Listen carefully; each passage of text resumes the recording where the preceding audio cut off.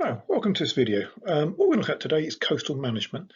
This builds on what you did at GCSE, so there shouldn't be anything particularly brand new here. Possibly develop a few little bits and we'll look at some techniques. But basically, by the end of this lesson, what you need to understand is that there are different ways of managing the coastline, advantages and disadvantages, and we'll look at two techniques on how you can analyse those. So let's get started. So first things first, can you define these two terms from what you've remembered in GCSE? Can you remember what hard engineering is? Can you think of some examples? Can you remember what soft engineering is? Can you think of examples? So stop the video, okay, and have a go and seeing if you can actually define them. Right, let's see how you got on. So hard engineering is basically when you're working against natural processes. You're building things like sea walls, you're building groins, you're physically building something to interrupt natural processes. Whereas soft engineering, on the other hand, is the opposite. So soft engineering is you're actually trying to work with, promote certain natural processes. So for example, you're trying to absorb the force of waves, not by putting a massive concrete wall in the way, but by increasing the size of a beach. But when we're talking about different types of coastal management, that's still the same classification that we use at GCSE is what we use at A-level.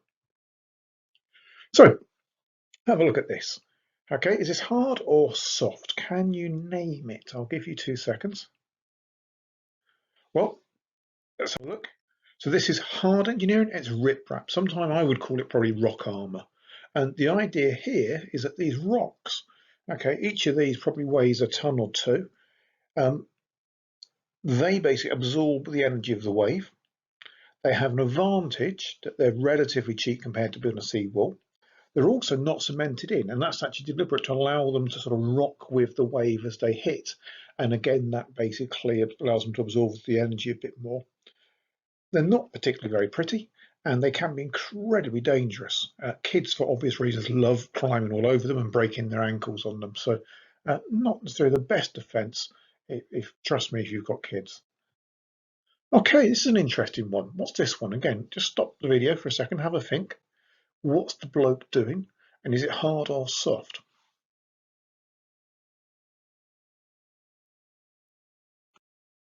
Well, I have to confess, I had to check this one. So what the guy's doing is actually building an offshore reef. So he's putting those concrete blocks there. The idea is that reef building animals will then basically grow on them, and that will develop a reef. Now, a reef is a natural feature. That reef will act as a sort of offshore breakwater, or absorb the force of the waves, protect against tsunamis and storm surges and various other things. And because the reef is natural, it's therefore classed as soft. But like I say, I think that's kind of right at the edge, if you like, between soft and hard. Is one I had to check. Okay, let's do another one. So what have you got here? Hard or soft? What is it?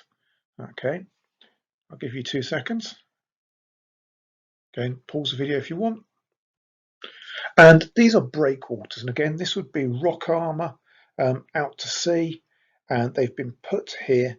And what will happen is that the waves will break on them. And that will allow deposition. You can see behind them, these sort of cusps that are forming here. And again, probably rock armour, thousands of tons of rock. Therefore, it's going to be hard engineering. Okay, I think we've got one last one. So again, what's going on here? Is it hard or is it soft? Can you name some sort of processes here or what's actually going on? And this is beach replenishment or beach nourishment, as it's sometimes known. Here you can actually see they're dumping the stuff in with tractors and it's obviously coming in by lorry. But, I've seen it come in by ship, but basically piling huge amounts of sand onto the beach. Now, the obvious advantage of this is that if you've got a tourist destination, then actually you're making the beach more attractive, larger. You're not putting ugly sea defences or sort of rock arm that kids are going to break their ankles on, nor are you increasing erosion somewhere else along this coastline. You might well be increasing erosion wherever you've dredged the sand from, but that can be miles away where no one lives. So that's beach and replenishment. And again, we're not trying to change natural processes particularly, so it's soft. And so I said the last one, but that's not true. What about this one? What are they actually doing here? What do you reckon those green bags are?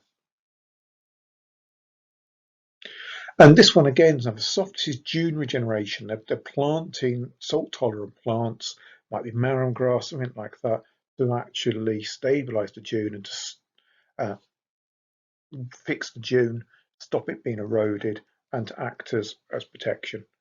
Okay, so that's all different ways of protecting the coastline using hard and soft engineering. And one more. You can see I completely forgot how many of these I put in. Again, what is it, hard or soft? And can you name it? And this is of course hard, and these are groins. And you can see two different types of groins in the distance. It looks like you might have one made of concrete, and then you've got two wooden ones here. And they're basically just trapping sand that's moved by longshore drift. One thing to be very careful of, it doesn't stop longshore drift. Okay, sediment is still being moved, but that sediment is being trapped as it goes through there. So in both the case of hard and soft engineering, it's really important you can understand the processes that they're trying to work with. Can you actually link the sort of two that are going on? So, okay, so what links these together is that they're basically longshore drift. So you've got the movement of sand due to longshore drift. And with this example of hard engineering, what you're actually doing is trying to trap that sand as it moves along the beach. That builds the beach up. That means there's more sand to absorb the waves. Here, what you're actually doing is just dumping vast quantities of sand and accepting it's going to get moved by longshore drift. But that sand, while it's there, will be doing the same job as the sand that's here. So both processes are working with longshore drift. Okay, so what about this one? It's a little bit more um, surreal, I suppose, for want of a better term. You've got H2O and you've got the dome or the O2 arena. So H2O and O2, that's basically when we're talking about hydraulic action. Force of the water, squashing, compressing air into a crack, making it bigger and eroding a cliff. And basically, to stop that erosion, you've got a seawall. And in fact, what you'll notice is that with a seawall, often you can see that line there, yeah, it'll be hydraulic action that does a huge amount of the erosion. So again, seawalls designed to stop erosional processes like hydraulic action. Okay, and again with this one, again you've got three photos. Again, what links them? Well, obviously you've got the force of the waves here. You've got some seriously destructive waves. You can tell they're destructive. They're plunging. Sort of had a bit of power to them, I suspect. Much more powerful backwash than there'll be swash. And here you've got two different methods. So method number one, you've got what are called revetments. In fact, you can see some groins there as well. And the idea of this is that the wave will hit this and that will absorb the force of the waves. So as you can see, not good for tourists wanting to get out to the coast. Over here, you've got dune stabilization, and the idea here, with a little bit of rock armor to help it, is that that will absorb the force of the waves. So again, here you've got soft engineering, hard engineering, all to do with dealing with destructive waves. Okay, so we've gone through the different types, hard and soft. We've looked at how actually in some ways you can almost pair them up. What you will find on the Teams page is a worksheet, looks a bit like this. What you need to do is you need to match up the management technique, the description, the advantages, disadvantages, and then the picture. And you can do that either by printing it out, cutting it out, sticking it in, or by cutting and pasting, however you want to do it. So I'll let you do that. You can let me see how you tell me how you get on when you've done that. But that's your job to do. So get on with that. Stop the video when you've got that done. Let's go and take this a bit further and look at a real life example. Okay, so hopefully what you've done is you've looked at the advantages and disadvantages of different coastal management. And what we need to be able to do is we need to be able to relate that to the real world. And so we're going back to your Holderness coast study. Now, when people are deciding how to defend a coastline, there's two techniques that they use. One's called a cost-benefit analysis. The other one is called an environmental impact assessment. And what we're going to ask you to do is use this sheet And there's a larger version of this at the end of the PowerPoint. Again, you can access that on Teams. And we're going to look at 3 places.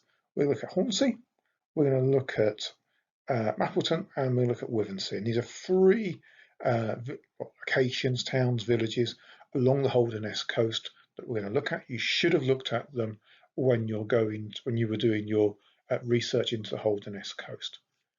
Each one you're going to be asked to do a cost-benefit analysis and an EIA, and then basically decide which one is the most favourable, which is the best coastal management. How would you improve them? So this is what a cost-benefit analysis looks like. So all you've got to do is got to decide what's good, the benefits, and what's bad, what are the costs. And then you need to define what's tangible. And tangible basically means what's measurable. Can you put a number on it? So if you were talking about sea defences costing £120 million, that would be a tangible cost. If, on the other hand, you were to say that protects £200 million worth of property, that's a tangible benefit. If one of the costs is that it creates noise and that actually the sound of the wave hitting the sea defences is incredibly noisy, really hard to put a figure on that. So that's intangible. So that's an intangible cost. On the other hand, if basically residents sleep at home safe in the knowledge that their house is protected and that they're just going to be happier, it's going to improve their quality of life, that's an intangible benefit. So that's what we mean by cost, benefits, tangible, intangible. And it's worth having a go at this because this is a technique you might want to use in your coursework next year.